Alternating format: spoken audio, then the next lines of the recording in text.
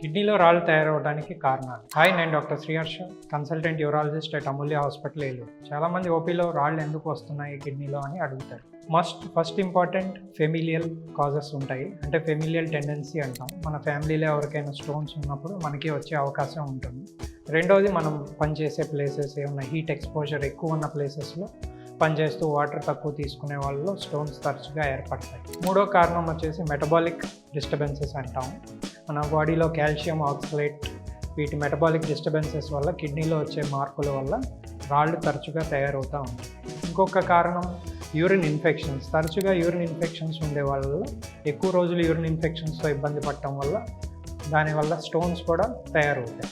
ఇంకొక 20 to 30% పేషెంట్స్లో ఏమి కారణం ఉండదు. ఒకసారి స్టోన్స్ ఫామ్ అవుతాయి, తర్వాత జీవితకాలంలో మళ్ళీ స్టోన్స్ ఫామ్ అయ్యే అవకాశం ఉండకపోవచ్చు. Thank you.